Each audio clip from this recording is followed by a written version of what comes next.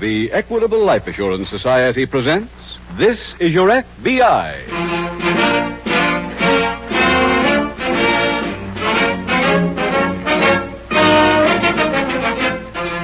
This is Your F.B.I., the official broadcast from the files of the Federal Bureau of Investigation. Presented transcribed as a public service by the Equitable Life Assurance Society of the United States and the Equitable Society's representative in your community.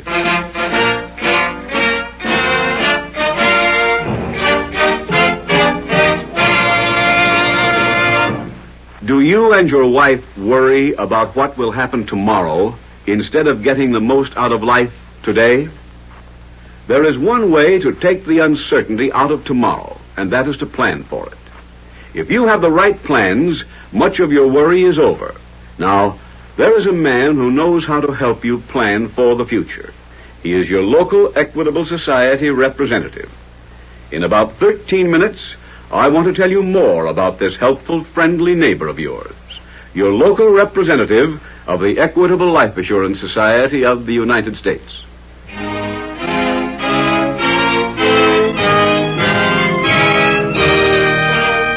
Tonight, the subject of our FBI file, Homicide. Its title, The Jolly Widow.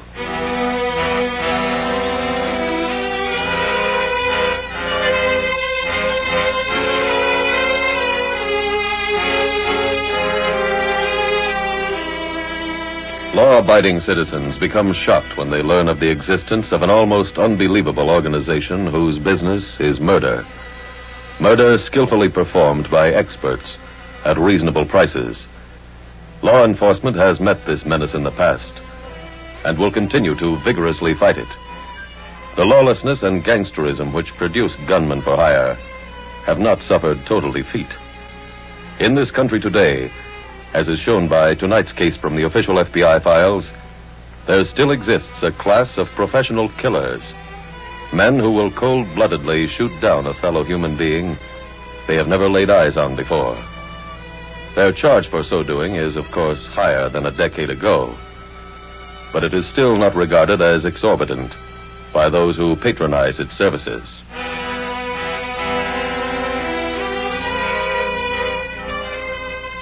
Tonight's FBI file opens in a smartly furnished studio apartment in one of the better residential districts of a large western city. The young lady who lives in the apartment is just entering.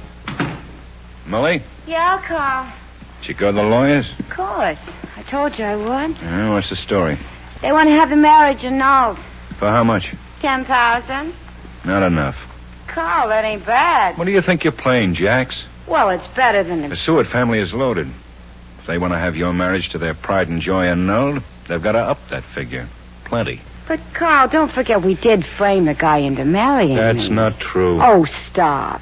We got him so drunk he'd have married you if you'd asked him. Very funny. Look, what do I tell the lawyer? About the money? Yeah. Tell him it's not acceptable. He said that was their final offer. Forget what he said. I've got other ideas. Where's your husband now? On a hunting trip Where? at his camp. Have you ever been there? Yeah. Why? You know the way up there well enough to direct somebody to the place? Sure. Look, what is this?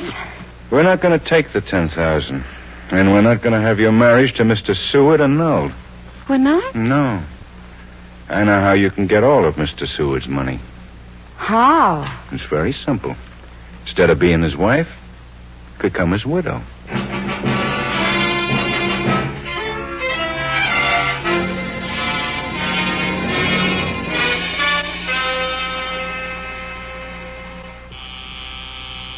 Answer the door, will you, Molly?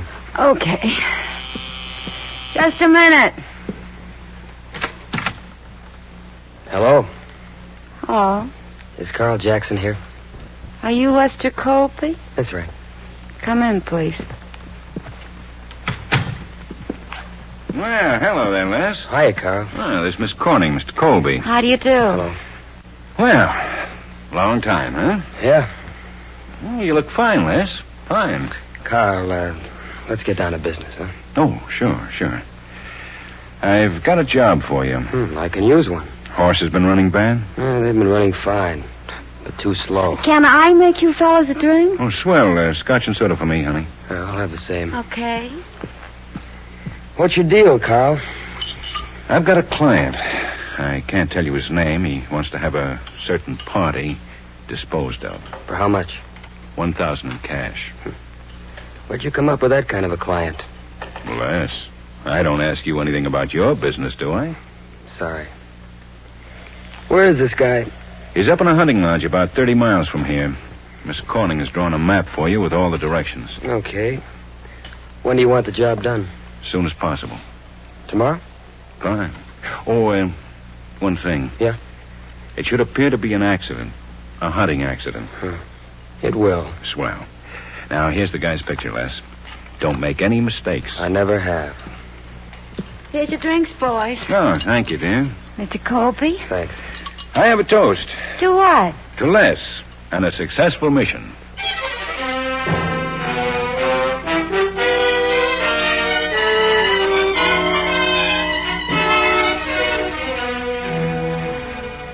The following evening at the local F.B.I. field office, a sergeant of the state police is just introducing himself to Special Agent Jim Taylor. Mr. Taylor, I'm Sergeant Wells. Oh, hello there, Sergeant. Your agent in charge sent me in to see you. Fine. Well, sit down, won't you? Oh, thanks. What's on your mind, Sergeant? My regular patrol includes a pretty remote section of mountain country about 30 miles north of here. Yeah. There was a hunter found dead up there this morning. He'd been shot through the head. You identify him? Yes. His name was Walter Seward. He comes from a well-to-do family here in town. Was this a hunting accident? I don't think so. Oh, why not? Well, there were several factors in the case that make me seem to think he was murdered. First of all, examination showed that Seward was killed with a .38 caliber bullet. Oh? Now, I've never heard of anyone going hunting with a .38. No, not unless they're hunting people. Well, what other factors have you? We found a car abandoned not too far from the scene of the crime. It had Oregon plates on it. Our office wired to see if it had been stolen. Did you find any trace of the weapon? No. How about footprints? Well, it's pretty dry country this time of year. Well, Sergeant, what would you like the FBI to do? I'd like some help on these. That's a shell I found near the body. And that's the bullet the coroner removed from Seward. All right, I'll have them sent on to our laboratory in Washington, and I'll get a check against the National Unidentified Ammunition File, too. Oh, what's that? Well, that's a file of guns and ammunition found at the scenes of unsolved crimes. Now, they'll check the markings on this particular bullet with other .38 slugs that they have on file, see if the same gun was used in any other crime. How long do you think it'll be before you get a report? Well, I'm afraid that depends on how busy they are. However, I'll be in touch with you just as soon as I hear from them.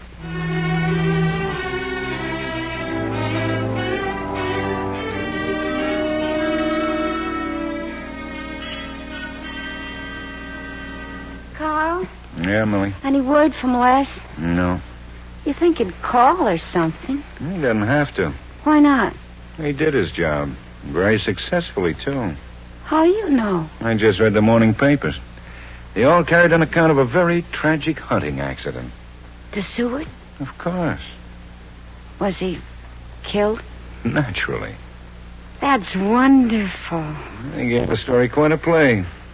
One of them even had an editorial warning all of its readers to be more careful when they go hunting. No kidding. Hey, maybe we did some good with this. Well, darling, that was the whole idea. To help the community. What happens now? I think you should go see Seward's lawyer. Okay. On your way, stop off at the bank. What for? Draw out $900. I want to give it to Les. You promised him 1,000. Well, I'm holding out 10% for my commission. How can you charge a commission? I was very careful to tell him the job was for a client of mine. Oh, look, how cheap can you get? Darling, this is merely good business. Okay. What do I say to the lawyer? Just tell him you'd like him to make all the necessary arrangements for you to collect your husband's estate. Carl, I wonder how much it'll be. I'd say at least $250,000. No kidding. Gee, being a widow is wonderful.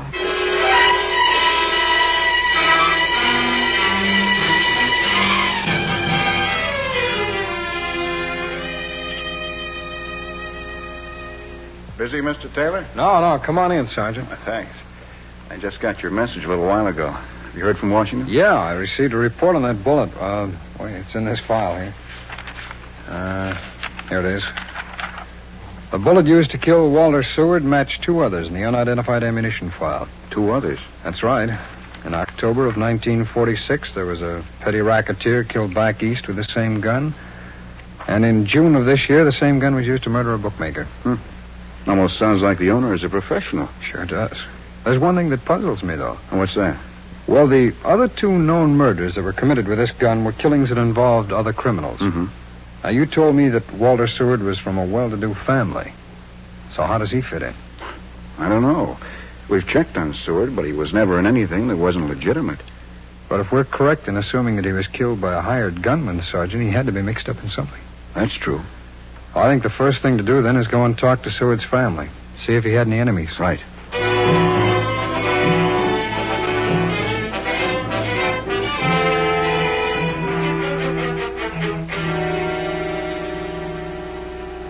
Gee, it's good to be back here. So hot downtown. Was it hot in the lawyer's office? No, his place is air-conditioned. That's not what I meant. Huh? I mean, how did you make out with him? Oh, I don't think he likes me very much. Really? Why not? I was so charming. Nothing happened. You mean he didn't go for the widow routine? Oh, yeah. He admitted I was a legitimate widow. Did you ask about the estate? Yeah. How much? Over $300,000. Oh, that must be less.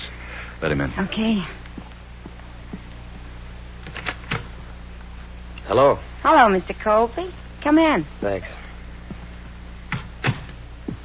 Well, hello there, Les. Hello, Carl. Well, allow me to congratulate you. That was a fine job you did. Yeah, thanks.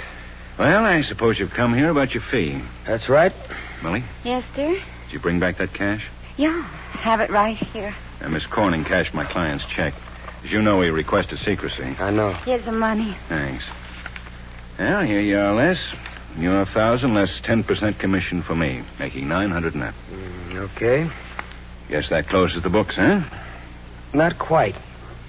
What do you mean? Well, let's review a few of the facts. Well? When you first talked to me about the job, I thought I was going to knock off some stale nobody. So? So I pick up the papers and find I've worked on a guy named Walter Seward who's worth a bundle. Well, what's your point, Les? I'm getting to that.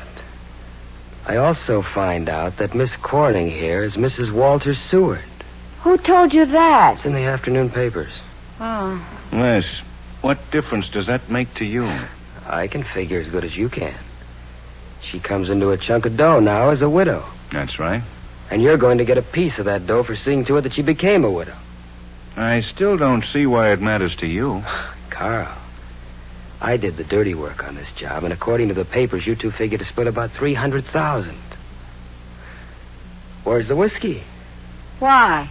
Well, you two were nice enough to drink a toast to my success when I left for the mountains. Let's drink another toast to our new partnership.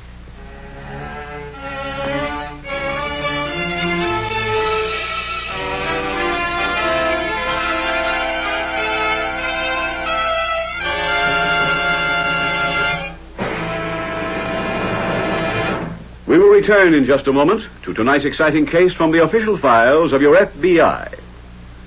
Right now, I want to talk about your case, your problem. Perhaps the experience of Mr. Walter Wilson, one of the 6 million members of the Equitable Life Assurance Society of the United States, may help you. Mr. Wilson, I wonder if you'll tell me what your problem was before you joined the Equitable Society. My wife and I bought a home, but we wanted to own it free and clear before we were too old to enjoy it. Yes, millions have that same problem, Mr. Wilson. Now, could you tell us what did solve your problem for you? We were listening to this program one evening, and we heard you describe a way to tear up our mortgage years ahead of time. That's the Equitable Assured Home Ownership Plan, the AHO plan. That's it. So next day, I phoned our local Equitable representative, and he dropped around that evening. He showed me how the plan provided a low-cost first mortgage with life insurance protection. He showed me how my wife would own the home free and clear without any further payments if something happened to me. Believe me, if all Equitable men are as helpful as the man I talked to, You've got a fine organization. You can count on Equitable representatives to be friendly and helpful. They see your problem from your point of view. They help you get the most from your life insurance dollar. You see, Equitable men are experts, specialists in insurance, and they're backed up at the home office by a staff of trained technicians, actuaries, and economists. So please remember, no matter what your insurance problem may be, there is an answer. And your friendly neighbor, your local Equitable representative, knows the answer. Why not get acquainted with him? There's no obligation. Consult your local telephone directory for your local representative of the Equitable Society. You'll be glad you did. That's EQUITABLE. The Equitable Life Assurance Society of the United States.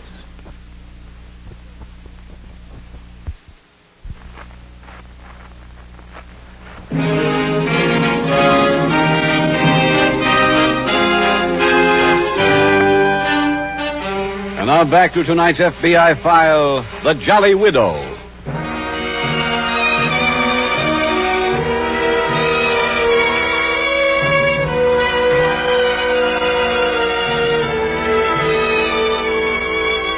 Of all modern inventions, the one which has probably been of greatest benefit to the underworld is the automobile. Getting away in a fast car, a criminal can be many miles from the scene of the crime a few minutes after its commission. But while science sometimes gives aid and comfort to gangsters, it has also developed scores of new and improved methods of crime detection, all of which are constantly employed by your FBI. Tracing a bullet by means of minute markings on it to the gun from which it was fired has led to the conviction of scores of gunmen. In tonight's case, we see the FBI's National Unidentified Ammunition File make an important contribution to the solution of a particularly vicious murder. Tonight's file continues in the FBI field office. Sergeant Welch of the State Police is just approaching Special Agent Jim Taylor's desk. Hello, Sergeant. Hello, Jim. Did you contact Seward's family? I talked to his lawyer. He said he didn't know any enemies Seward might have had who would want him murdered. I see. He did tell me something that might help us, though. What was that? Well, he discussed young Seward's secret marriage. Yeah. It seems the marriage was the result of a frame-up, or so the lawyer said. Why didn't they have it annulled? Well, the Seward family hates publicity, and they were in the process of dickering with the girl to get her to agree to an annulment. What was her reaction to that?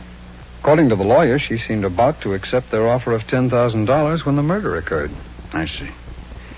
She against the whole estate now, I guess. Yeah, that's the size of it. Oh, and she's already been in to see him about it. I wouldn't say she was exactly in deep mourning, then. No. Who is she? Or who was she before she married Seward? A nightclub singer. Uh-huh. She met Seward in one of the places where she was working. According to his lawyer, she got him quite drunk one night, drove him to a justice of the peace outside the city, and married him. Mm-hmm. Did you find out where we can locate her? Yeah, she lives in an apartment hotel. I checked over there before I came back to the office. She'd left word at the desk that she wouldn't be back for an hour. Can I use your phone, Jim? Surely. I want to report on this to my office. Okay, I'll go over and talk to the widow, and we'll meet back here.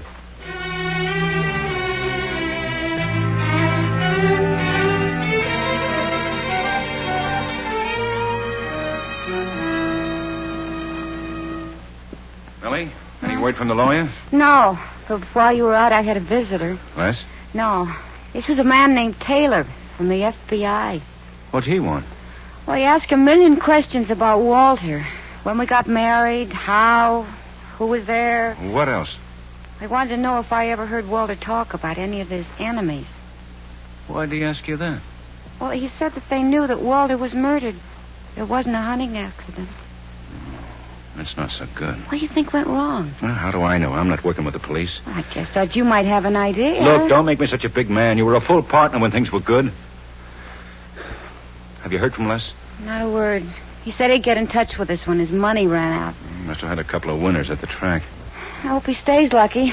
Maybe he won't bother us then. Well, that's wishful thinking, honey. He'll be back whether he goes broke or not. Carl, suppose he gets picked up by the cops. He might decide to talk. Yeah. That wouldn't be so good for us. Wait. I just thought of something that might cover everything. What? You got any stationery in your desk?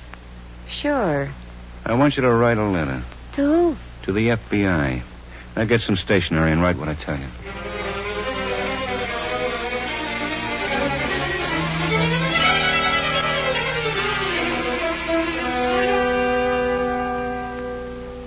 Sorry to have kept you waiting, Sergeant. I was in talking to the agent in charge about this case. Oh, that's all right, Jim. Did you get to see Mrs. Seward? Yes, I did. Get anything from her? Well, that's what I was in talking to the agent in charge about. About what she told you? No, she didn't tell me a thing I didn't know before I went over to see her. I don't understand, Jim. Well, after I interviewed her, I came back here to the office. Uh-huh. And about an hour later, I got this note from her. What does it say? Well, when I was talking to her, I asked her whether or not she knew of any enemy that Seward might have had who would go so far as to kill him. And she said no. That's correct. Now, in this note here, she says that she used to go with a hoodlum named Lester Colby before she married Walter Seward. And she thinks that Colby may have killed Seward? Yeah. She says that Colby was insanely jealous of anyone she even spoke to, and that in some way he found out about her secret marriage to Seward. Well, who was Colby? We checked up on him. Got a very bad record. Fortunately for us, he's wanted by the F.B.I. for unlawful flight to avoid prosecution. You gonna pick him up? Yeah. Having a warrant drawn up now for his arrest. And another one so that we can search his apartment. Mrs. Seward included his address in the note. When do you want to go over there? What time is it now? About 3:15. Well, those warrants ought to be ready by now. Let's pick them up and get going.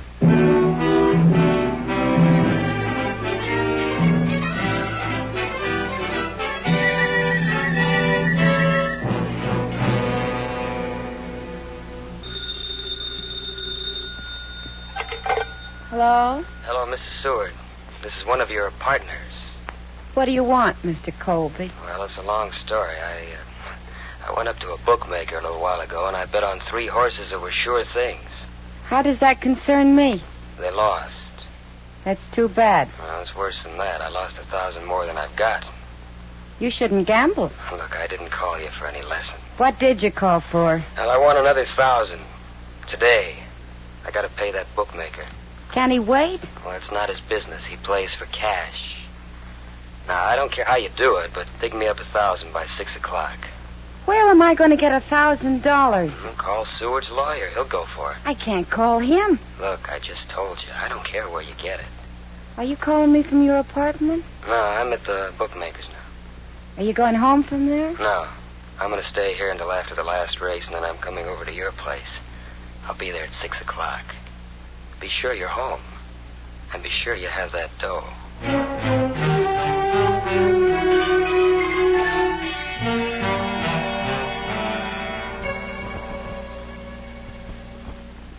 That you, Jim? Yo, I got the keys. Good.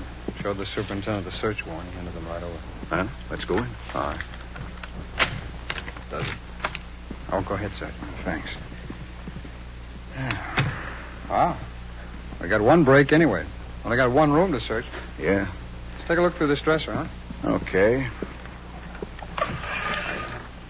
Let's see. Shirts, socks, pajamas. Hey, this might be what we're looking for. What is it? A 38. That's what was used on Seward. Yeah, I know. Hey, Sergeant, take a look at this firing pin. Off center, huh? Uh-huh. You remember the peculiar markings on that shell that you found near Seward's body? Uh-huh. Well, this could easily be the gun that was used.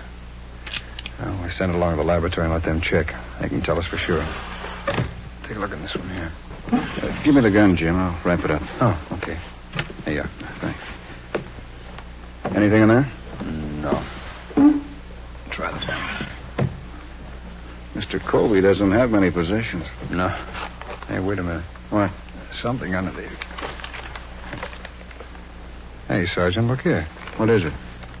It's a hand-drawn map, and there are directions written here on it. Hey, let me see that, Jim. Yeah. Well, that's the territory where Seward was shot. Oh? This ties Colby into it, all right. Yeah. It does more than that, Sergeant. Let's get back to the office.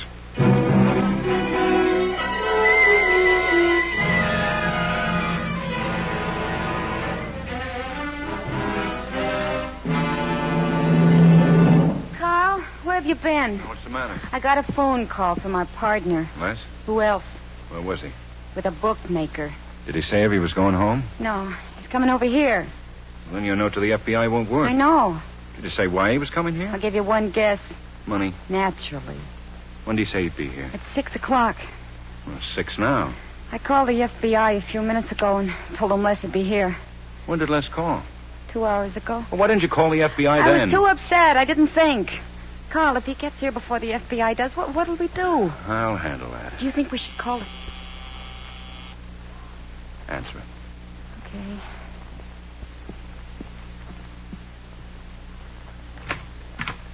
Hello. Come in, Les. Thanks. Well, all partners present, huh? That's right. I won't waste much of your time. Did you dig me that money? Well, it's not here yet. Would you call the lawyer? Yes, she did. He's sending it over. Oh, okay. Well, that must be the messenger now. Let him in, Millie. Yeah, sure.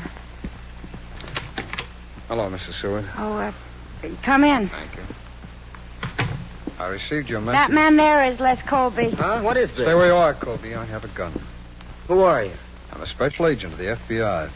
I've got a warrant here for your arrest for the murder of Walter I'm Seward. so glad you got here before he made any trouble. I'm grateful to you, too, Mrs. Seward.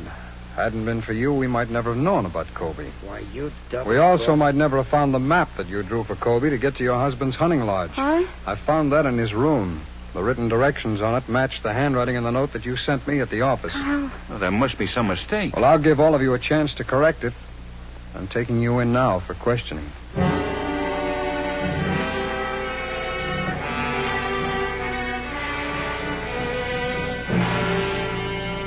Lester Colby was convicted in a state court for murder and sentenced to be executed. Carl Jackson was convicted as an accomplice to murder and sentenced to be executed. Mildred Corning, his female companion, was also convicted as an accomplice to murder and given life imprisonment. And thus, 3 more criminals saw their careers ended because of thorough investigative work by a special agent of your FBI. And the important thing about the arrests was that they removed from circulation a professional killer, a man who made his living by murder. His conviction also closed the files on a number of unsolved murders, thanks to the unidentified ammunition file, a little known but very important section of the laboratory of your FBI.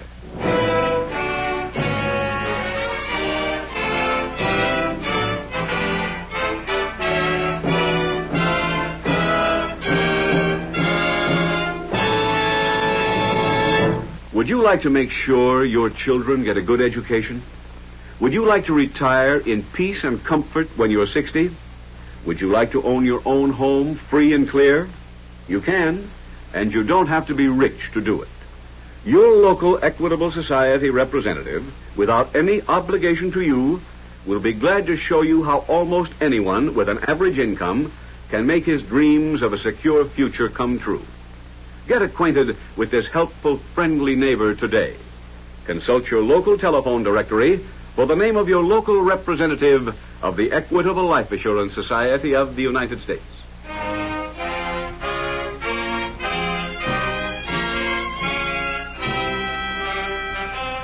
Next week, we will dramatize another case from the files of the Federal Bureau of Investigation.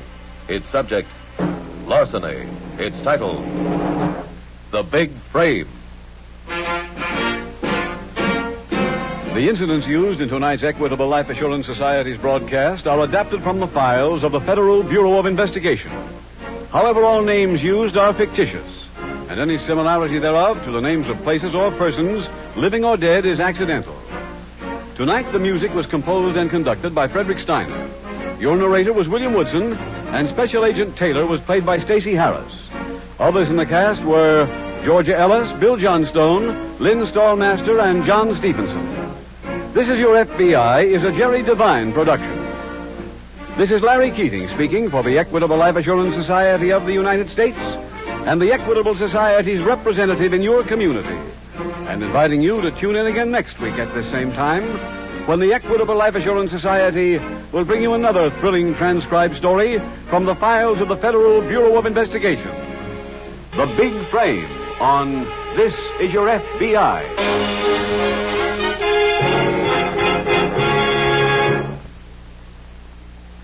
Listen for This Is Your FBI next week at this same time.